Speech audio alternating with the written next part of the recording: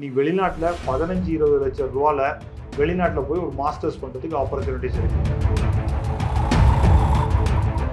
Ranking நல்ல காலேஜில் போனீங்கன்னா உங்கள் லைஃப் இன்னும் கொஞ்சம் பெட்டராக இருக்கும். இந்தியா, அதாவது வெளிநாட்டில் இருக்க இந்தியன்ஸ்லேருந்து இந்தியாவுக்கு வர அமௌண்ட் மட்டும் பார்த்தீங்கன்னா 129 பில்லியன்ஸ். ஏன்னா எக்கானமி க்ரோ ஆகும்னா மேன் பவர் வேணும். ஆமாம். ஸோ அது எந்த நாடு கொடுக்கலாம்னா 2 கண்ட்ரி தான். ஒன்று இந்தியா, இன்னொன்று சைனா. ஹார்வர்டில் நீங்கள் படிக்கணும்னா ஓகே, நீங்கள் அவுட்ஸ்டாண்டிங்காக ஸ்டூடெண்ட்ஸாக இருக்கீங்க, உங்களோட இன்கம் 200K USD, அதாவது 1.7 crores. நாங்கள் உங்களோட எஜுகேஷன், ஸ்டே எல்லாமே ஃப்ரீயாக தரோம் அப்படிங்கிறாங்க. பெட்டர் சாய்ஸ் என்னென்ன countries? Ireland is emerging as a good destination. Okay. France, okay, Germany, okay, New Zealand, Australia ஒரு 4-5 இயர்ஸில் PR வாங்கிடலாம். கவர்மெண்ட் காலேஜஸ் இருக்கு. ஐ மீன் 12th முடிச்சு நான் என் பையனையும் பொண்ணையும் கவர்மெண்ட் காலேஜஸில் நான் சேர்க்க போனேன். இது இந்த விஷயம் எப்படின்னா, இல்லை ப்ரைவேட் காலேஜில் படித்தாதான் நம்மளுக்கு கேம்பஸ் வரும். ஸோ அவங்களுடைய கேரியர் நல்லா இருக்கும். கவர்மெண்ட்டே நிறைய ஸ்காலர்ஷிப் கொடுத்துருக்காங்க. அப்பா அம்மாலாம் கூலி வேலை தான் பண்ணுறாங்க, எங்களால் பண்ண முடியல, பையன் நல்ல மார்க்குன்னா நிறைய NGOஸ்லாம் ஹெல்ப் பண்ணுறதுக்கு ரெடியாக இருக்காங்க. ஓகே. இதுமாதிரி நிறைய ஸ்காலர்ஷிப் இது மாதிரியான விஷயங்கள் இதில் இதுலேயே நிறைய ஸ்கேம்ஸ் இருக்குது. ஆமாம். ஸ்காலர்ஷிப்பை பொறுத்த வரைக்கும் யாருமே உங்கள்கிட்டேருந்து காசு வாங்க மாட்டாங்க. யாராவது வந்து நீங்கள் இவ்வளோ பே பண்ணுங்க, நாங்கள் உங்களுக்கு இவ்வளோ பே பண்ண போகிறோம் அப்படின்னா அது ஸ்கேம். படித்து முடிச்சோடனே OPTன்னு சொல்லுவோம். அதாவது ஸ்டெம் ரிலேட்டட் கோர்ஸ் படிச்சிங்கன்னா 3 இயர்ஸ் அதுக்கப்புறம் அங்கே தங்கலாம். நீங்கள் அந்த 3 இயர்ஸ் தங்குற இடத்துல தான் நீங்கள் வேலை வாங்க முடியும். வேலை வாங்கினா தான் அதுலேருந்து H1Bக்கு அப்ளை பண்ண முடியும். ஸோ அந்த 3 இயர்ஸே இல்லை அப்படின்னா OPTயே இருக்குமா இல்லையா? அதாவது ரேங்கிங் நல்ல காலேஜில் போனீங்கன்னா, எக்ஸாம்பிளுக்காக சொல்கிறேன், ரேங்கிங் நல்ல காலேஜில் போனீங்கன்னா உங்கள் லைஃப் இன்னும் கொஞ்சம் பெட்டராக இருக்கும். Okay okay. ஸோ இன்றைக்கி நீங்கள் ஒரு சாஃப்ட்வேர் கம்பெனிக்கு போகிறீங்க அப்படின்னா, நீங்கள் ஒரு கம்ப்யூட்டர் இன்ஜினியரிங்க, பக்கத்தில் இருக்க ஸ்டூடெண்ட்ஸ் மெக்கானிக்கல் இன்ஜினியராக இருப்பான், அவனும் ஒரு கம்ப்யூட்டராக இருப்பான். இந்த பக்கம் பார்த்தீங்கன்னா சிவில் இன்ஜினியராக இருப்பான், அவனும் ஒரு கம்ப்யூட்டர் சாஃப்ட்வேர் இன்ஜினியராக தான் இருப்பான். ஸோ நீங்கள் சாஃப்ட்வேர் கம்பெனிக்கு, ஸோ அதனால் இன்றைக்கி வந்து நீங்கள் கம்ப்யூட்டர் தான் படித்தா தான் சாஃப்ட்வேர் கம்பெனிக்குள்ளே போக முடியும்னு இல்லை. ஓகே, நீங்கள் மெக்கானிக்கல் படிச்சுட்டு ஸ்கில் வளர்ச்சிக்கிட்டாலும் நாளைக்கு ஒரு IT கம்பெனியில் வேலைக்கு போகலாம். Okay okay. அப்படி தான் இன்றைக்கி நிலைமை வாழ்க்கை ஓடிட்டு இருக்கு. ஆக்சுவலாக நான் UG முடிச்சிட்டேன். ஓகே, கிராஸ் டிகிரி பண்ணலாமா? வேல்யூவா? மெக்கானிக்கல் படிச்சிருக்கேன், லாஜிஸ்டிக் போகலாமா? இல்லை வந்து நான் வந்து ECE படிச்சிருக்கேன், AI போகலாமா? ஓகே. இல்லை சார் நான் சிவில் படிச்சிருக்கேன், வேற என்ன பண்ணலாம்? கட்டாயம் பண்ணலாம். கிராஸ் டிகிரி ஒன்றும் தப்பு கிடையாது. கிராஸ் டிகிரி வேல்யூவா சார்? வேல்யூ தான், ஒன்றுமே தப்பு இல்லை. நீங்கள் மாஸ்டர்ஸில் என்ன பண்ணுறீங்களோ அதுதான் இன்னைக்கு முக்கியம் ஆக்சுவலாக. ஓகே. நீ வெளிநாட்டில் 15-20 லட்சம் ரூபாவில் வெளிநாட்டில் போய் ஒரு மாஸ்டர்ஸ் பண்ணுறதுக்கு ஆப்பர்ச்சுனிட்டிஸ் இருக்குது சார். அப்படின்னா கண்ட்ரி நல்லா இருக்காதா, யூனிவர்சிட்டி நல்லா இருக்காதா அப்படிங்கிறதுலாம் இன்னைக்கு நீங்கள் அயர்லாந்து எடுத்துக்கோங்க, ஓகே, ஃப்ரான்ஸ் எடுத்துக்கோங்க, நியூசிலாந்து எடுத்துக்கோங்க. இது எல்லாத்துலேயுமே 1 இயர் தான் மாஸ்டர். கனடாலையும் பார்த்தீங்கன்னா 1 இயரில் மாஸ்டர்ஸ் முடிக்கலாம். ஓகே. ஸோ நீங்கள் வந்து ஒரு 15 லட்சத்துலேருந்து 25 லட்சம் ரூபாய்க்குள்ள நீங்கள் மாஸ்டர்ஸ் முடிக்கலாம். சார் அவ்வளோதான் ஆகுமா அப்படின்னு கேட்டிங்கன்னா அவ்வளோதான் இன்றைக்கி செலவு. சார் என்னால் அந்த 15-20 லட்சம் என்னால் கையிலேருந்து போட முடியாது, பேங்க் லோன் வாங்கிக்கலாம். சார் பேங்க்கில் கொலாட்ரல் கேட்பாங்களே, செக்யூரிட்டியே இல்லாமல் லோன் தரத்துக்கு பேங்க்கில் ரெடியாக இருக்காங்க. ஓகே, கொலாட்ரல் ஃபீ செக்யூரிட்டி இல்லாமல் லோன் தரத்துக்கு பேங்க்கில் ரெடியாக இருக்காங்க. இந்தியா, அதாவது வெளிநாட்டில் இருக்க இந்தியன்ஸ்லேருந்து இந்தியாவுக்கு வர அமௌண்ட் மட்டும் பார்த்தீங்கன்னா 129 பில்லியன்ஸ் USD. ஆக்சுவலாக எந்த கண்ட்ரியுமே 100 பில்லியன் மார்க்கை கிராஸ் பண்ணல. லாஸ்ட் 3 இயர்ஸா பாத்தீங்கன்னா இந்தியாவோட கிராஸ் ஆகுது. இப்படின்னா என்ன சொல்லுவாங்க சார், உங்களுக்கு ஒன்றும் தெரியாது, இதெல்லாம் வந்து கல்ஃப்லேருந்து வர மணி, இதெல்லாம் 3 இயர்ஸ் முன்னாடி. 3 இயர்ஸுக்கு முன்னாடி பார்த்தீங்கன்னா கல்ஃப்லேருந்து வர மணி தான் அதிகம். இன்னைக்கு வந்து பார்த்தீங்கன்னா அதெல்லாம் சேஞ்ச் ஆயிடுச்சு. யூஎஸ்லேருந்து வர அமௌண்ட் அதிகமாகிடுச்சு ஆக்சுவலாக. அப்படின்னா என்ன, இங்கேருந்து யூஎஸ்க்கு யார் போகிறாங்க, நிறைய சாஃப்ட்வேரில் ஒர்க் பண்ணுறவங்க, அங்கே போய் மாஸ்டர்ஸ் பண்ணி அங்கேயே வேலை பண்ணுறவங்க, ஆர் இங்கேருந்து வேலைக்காக அங்கே போகிறவங்க, அது மாதிரி இருக்கவங்க. ஸோ அங்கேருந்து வர அமௌண்ட்டு அதிகமாகிடுச்சு. சிங்கப்பூரில் வந்து பார்த்தீங்கன்னா அவங்களோட பாப்புலேஷன், அதாவது வந்து பாப்புலேஷன் க்ரோத் வந்து 2.1 இருந்தாதான் பாப்புலேஷன் க்ரோ ஆகும். அவங்களோடதெல்லாம் if I'm not wrong 0.9 1.2 ஏதோ சம்திங் அரௌண்ட் தட் தான். ஓகே. ஸோ அப்படின்னா என்னன்னா அவங்க பாப்புலேஷன் டிக்ரீஸ் ஆகிட்டே இருக்குது. கனடா எடுத்தீங்கன்னாலும் பாப்புலேஷன் டிக்ரீஸ் ஆகுது, ஜப்பான் எடுத்தீங்கன்னாலும் பாப்புலேஷன் டிக்ரீஸ் ஆகுது. என்னன்னா இமிகிரண்ட், அதாவது வெளிநாட்டு ஆளுகளை வச்சுட்டு பாப்புலேஷனை ஏத்துறாங்க. Okay. So India is going to be the man power supplier for the world by 2030.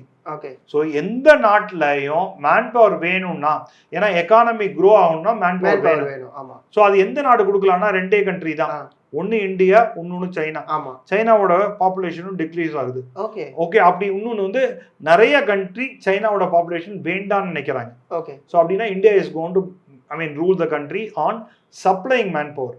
So skilled man power பார்த்தீங்க இந்தியாவிலேருந்து தான் வெளிநாட்டுக்கு போகுது பை 2030. இப்போ ரீசெண்டாக ட்ரம்ப் கொடுத்த ஒரு விஷயம் ஒன்று இருக்குது. அது எல்லாருக்குமே ஒரு ஷாக்கிங்காக தான் இருந்துச்சு. ஏன்னா பல பேருடைய ஒரு ட்ரீம் யூனிவர்சிட்டியாக தான் அந்த யூனிவர்சிட்டியை பார்க்க ஹார்வர்ட்.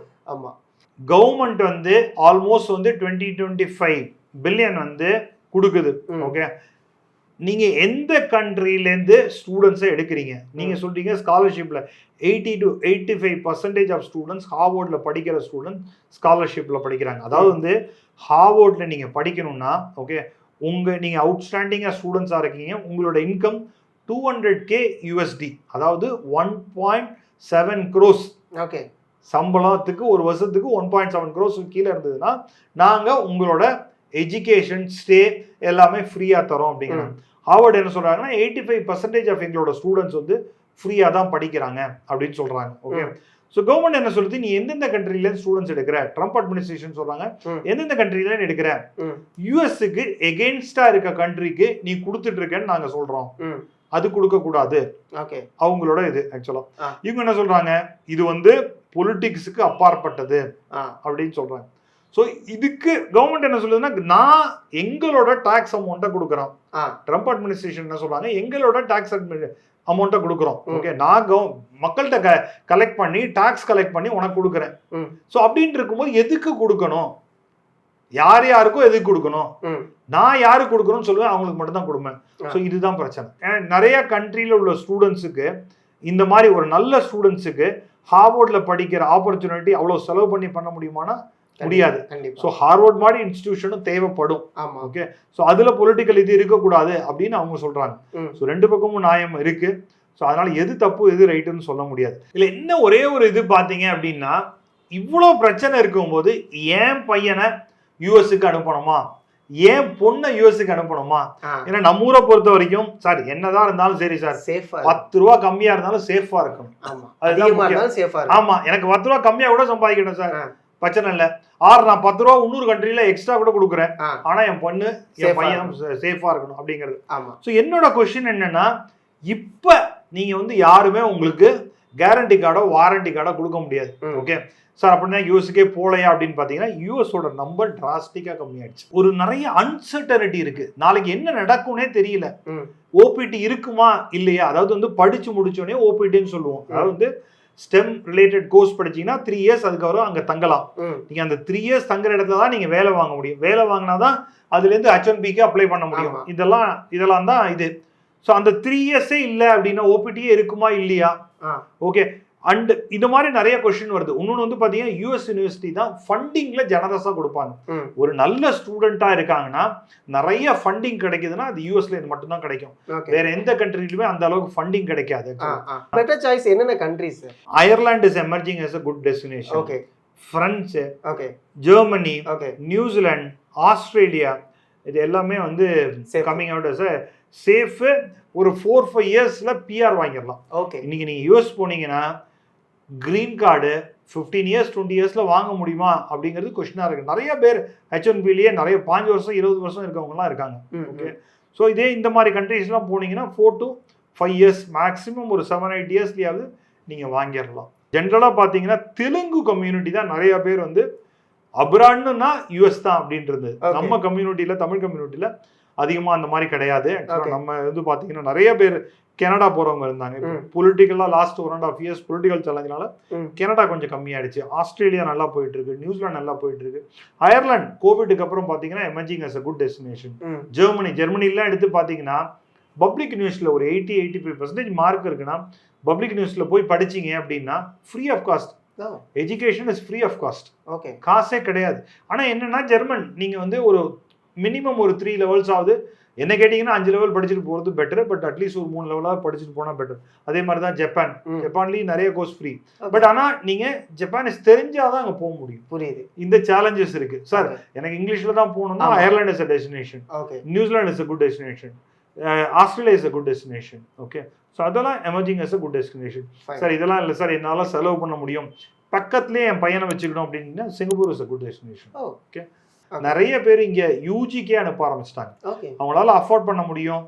காஸ்ட் ஆஃப் டியூஷன் ஃபீயை தவிர மாசத்துக்கு 1 லட்சம் ரூபா செலவாகும், அதை என்னால் அஃபோர்ட் பண்ண முடியும் அப்படின்னு சொன்னாங்கன்னா அவங்களாம் சிங்கப்பூர் தான் அனுப்புவாங்க. ஏன்னு கேட்டாங்கன்னா ஒரு மாசத்துக்கு ஒரு தடவை இவங்க வந்து பையனை ஒரு தடவை சொல்லிடுவாங்க, இல்லை பொண்ணை வர சொல்லிடுவாங்க, இல்லைன்னா இவங்க அங்கே போயிடுவாங்க. புரியுது. ஸோ அந்த மாதிரி இருக்கவங்களும் இருக்காங்க. ஓகே, ஆனால் இது ஒரு நல்ல ஐ மீன் இவங்க ஃபீஸ் கட்டுறாங்க, பார்ட் டைம் பார்த்து அதை நம்ம கொஞ்சம் பேரியர் கம்மி பண்ணிக்கலாம் அப்படிங்கிற ஒரு விஷயமும் இருக்குல்ல. ஆமாம் ஆமாம், அதாவது வந்து நிறைய ஸ்டூடெண்ட்ஸ் எப்படின்னா அவங்களோட டியூஷன் ஃபீக்கு மட்டும் லோன் எடுத்துப்பாங்க. Okay, education loan. அவங்களோட லிவிங் எக்ஸ்பெண்டிச்சர் வந்து பார்ட் டைம் மூலமாவே மேனேஜ் பண்ணிப்பாங்க. கவர்மெண்ட் காலேஜஸ் இருக்குல்ல சார், ஐ மீன் 12th முடிச்சு நான் என் பையனையும் பொண்ணையும் கவர்மெண்ட் காலேஜஸ்ல நான் சேர்க்க போறேன். இது இந்த விஷயம் எப்படின்னா இல்லை பிரைவேட் காலேஜில் படிச்சாதான் நம்மளுக்கு கேம்பஸ் வரும், ஸோ அவங்களுடைய கேரியர் நல்லா இருக்கும். கவர்மெண்ட் காலேஜில் படிச்சா அந்த அளவுக்கு இருக்காது. ஸோ இந்த விஷயம் நீங்க எப்படி பாக்குறீங்க? இன்னைக்கு வந்து கவர்மெண்ட் இன்ஜினியரிங், ஓகே, அது மாதிரி வந்து கவர்மெண்ட் அண்ணா யூனிவர்சிட்டி அஃபிலியேட்டட் இன்ஜினியரிங் ரெண்டும் சேர்த்து பார்த்தீங்கன்னா ரஃப்லி அபவுட் 26 ஏதோ கரெக்டான நம்பர் தெரியல, அரௌண்ட் தட் இருக்கு ஆக்சுவலாக. ஸோ அதனால நல்ல ஆப்பர்ச்சுனிட்டிஸ் இருக்கு ஆக்சுவலாக. ஓகே, அண்ணா யூனிவர்சிட்டி கேம்பஸே வந்து பார்த்தீங்கன்னா இப்போ கோயம்புத்தூர் மாதிரி பிளேசஸ்லாம் இருக்கு ஆக்சுவலாக. ஓகே, ஸோ அதனால நல்ல ஆப்பர்ச்சுனிட்டிஸ் கட்டாயம் இருக்கு. ஓகே, அது தவிர வந்து பார்த்தீங்கன்னா ரஃப்லி அபவுட் கவர்மெண்ட்டே நிறைய ஸ்காலர்ஷிப் கொடுத்துருக்காங்க. இந்த அதாவது வந்து முதல் பட்டதாரி அது மாதிரிலாம் இருந்ததுன்னா நீங்க காலேஜில் போய் படிச்சீங்கன்னா அவங்களே ஃபீஸ் பே பண்றாங்க. அது மாதிரி SC/ST இருந்ததுன்னா அவங்களே ஃபீஸ் பே பண்றாங்க. ஸோ இது மாதிரி நிறைய ஸ்கீம் இருக்கு. மற்ற நீங்க வேற எந்த காலேஜில் போனாலும் இந்த ஸ்கீம் எல்லாம் யூஸ் பண்ணிக்கலாம். அதையும் தவிர சேலைக்கணும், நீங்க வேற ஏதாவது கம்யூனிட்டியா இருக்கு, அப்பா அம்மா எல்லாம் கூலி வேலை தான் பண்றாங்க, எங்களால பண்ண முடியல, பையன் நல்ல மார்க்னா நிறைய NGOஸ்லாம் ஹெல்ப் பண்றதுக்கு ரெடியா இருக்காங்க. நிறைய காலேஜஸ்மே வந்து பாத்தீங்கன்னா ஹெல்ப் பண்றதுக்கு நிறைய பாசிபிலிட்டிஸ் இருக்கு.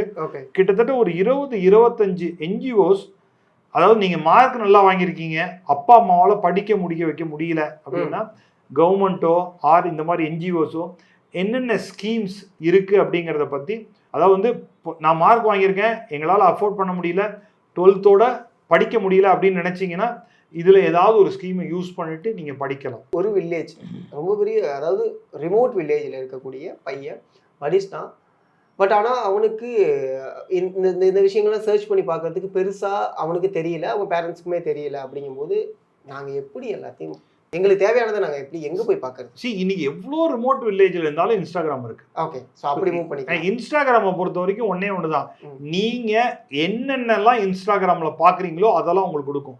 நீங்கள் டான்ஸாக பார்த்துட்டு இருந்தீங்கன்னா டான்ஸாக கொடுக்கும், நீங்க சீரியலா பார்த்துட்டு இருந்தீங்கன்னா சீரியலா, காசிப் பார்த்துட்டு இருந்தீங்கன்னா காசிப்பா, நீங்க படிக்கிற விஷயத்தை பார்த்துட்டு இருந்தீங்கன்னா படிக்கிற விஷயத்தையே கொடுக்கும். சரி, நீங்க இதை பத்தி சர்ச் பண்ணிட்டே இருக்கீங்க, ஒரு ஏ பத்தி சர்ச் பண்ணிட்டு இருந்தீங்கன்னா ஏ ரிலேட்டட் கொடுக்கும். நான் வந்து என்னென்ன ஸ்காலர்ஷிப் இருக்குன்னு சர்ச் பண்ணிட்டு இருந்தீங்கன்னா ஸ்காலர்ஷிப் கொடுக்கும். நீங்க யூஎஸ் பத்தி சர்ச் பண்ணிட்டு இருந்தீங்கன்னா யூஎஸ் பத்தி கொடுக்கும். இதுமே நிறைய ஸ்காலர்ஷிப் இது மாதிரியான விஷயங்கள் வருதுல, இதுலயே நிறைய ஸ்கேம்ஸ் இருக்கு. ஆமா, அதை நாங்க எப்படி ஐடென்டிஃபை பண்றோம்? சின்ன விஷயம் தான், நீங்க யாராவது ஒண்ணு கொடுக்குறீங்கன்னு சொன்னாங்க அப்படின்னா அதோட அலுமினி என்னன்னு பாருங்க. ஓகேங்களா, அதை யார் யார் வாங்கியிருக்காங்களோ அவங்கள்ட்ட செக் பண்ணுங்க. அவங்க எந்த காலேஜ் கொடுக்குறேன்னு சொல்றாங்களோ அந்த காலேஜில் செக் பண்ணிருங்க இது வேலிடா இல்லையான்ட்டு. இன்னைக்கு வந்து போனை வச்சுட்டு நீங்க எங்க வேணா ரீச் பண்ணலாம். ஓகேங்களா, ஒரு வெப்சைட்டே இல்லை, போனே இல்லை, அவங்க வந்து டவுட்டா இருக்கு அப்படின்னா அதுல போகாதீங்க. இன்னொன்று வந்து ஒரு ஸ்காலர்ஷிப்பை பொறுத்த வரைக்கும் யாருமே உங்கள்கிட்டேருந்து காசு வாங்க மாட்டாங்க. யாராவது வந்து நீங்க இவ்வளவு பே பண்ணுங்க, நாங்க உங்களுக்கு இவ்வளவு பே பண்ண போறோம் அப்படின்னா அது ஸ்கேம். ஓகேங்களா, நீங்க அப்ளிகேஷனுக்கு பே பண்ணுங்க, நீங்க ஃபர்ஸ்ட் 10,000 ரூபா கொடுங்க, நாங்க 1 லட்சம் ரூபா கொடுக்குறோம்னா அது ஸ்கேம். புரியுது. மோஸ்ட் ஆஃப் த ஸ்காலர்ஷிப் பொறுத்த வரைக்கும் அவங்க ஃபுல்லா தான் கவர் பண்றாங்க. இல்ல என்ன கவர் பண்றாங்களோ அதை இன்ஸ்டிடியூஷனுக்கு கொடுத்துட்றாங்க. ஸோ உங்கள்ட்ட இருந்து காசை வாங்கிட்டு யாராவது பண்றேன்னு சொன்னாங்கன்னா அது ஸ்காலர்ஷிப். அது மாதிரி நிறைய ஏஜென்ட்ஸ்லாம் நான் காசை கொடு நான் உனக்கு பண்ணி தரேன் அப்படின்னு சொன்னா நம்பாதீங்க. ஏஜென்ட்ஸ் இதுக்குமே ஐ மீன் சீட்டுமே வாங்கி தர அப்படிங்கிற விஷயங்கள்லாம் இருக்கு, அதுவுமே ரிஸ்கி தான். அதாவது கேம்பிளிங் தான், லாட்ரி மாதிரி தான். ஓகே, 10,000 பேர் வாங்கினா ஒத்தனை குழுவும், மீதி எல்லாருமே அவ்வளவுதான். 9,999 பேர் கொஸ்டின் மார்க் தான். அது மாதிரி தான்.